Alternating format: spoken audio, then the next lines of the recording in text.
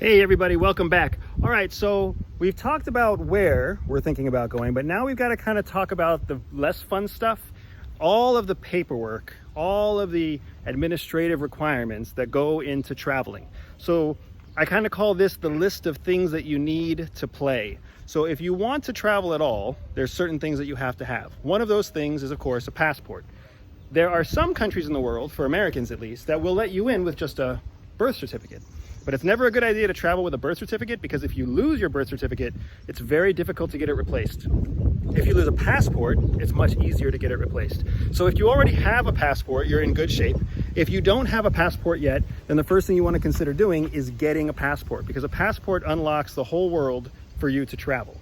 So you need a passport. The second thing you need is you need a credit card. Why a credit card? A credit card is something that the banks can insure against. So it's much easier to travel the world with a credit card and spend a credit card, because if it gets hijacked, if it gets scammed, if it gets stolen, again, like a passport, it's easy to replace it without you losing all of your money. When you're traveling, you don't want to be out of money. That's like the worst position to be in. I remember we went to Japan with my mom back in 2005.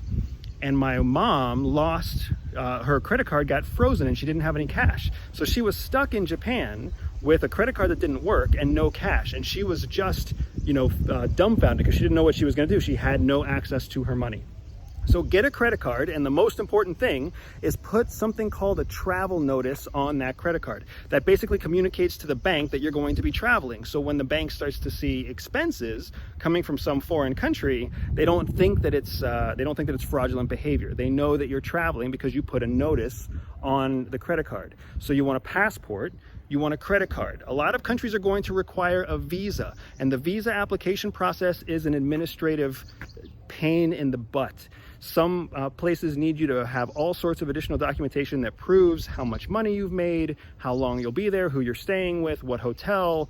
So there's a lot of times you'll find places that have a huge list, and then there are plenty of places where you don't really have to have anything except $30 in your pocket, and you'll be able to pay for a visa on arrival. So keep in mind that you might have to apply for a visa. Whenever you know what country you want to go to, they'll have very clear visa guidelines on their Ministry of Foreign Affairs page. So keep in mind that you'll need a credit card, a passport, and a visa. The last thing that I want to make sure you have before you start to travel is cash. Whatever denomination that cash is in, you are going to want to have cash, because cash is king. You don't want to have a lot of it because you don't want to become a target for some kind of theft or mugging. But if you have cash, you will never find yourself in a position where you don't have money.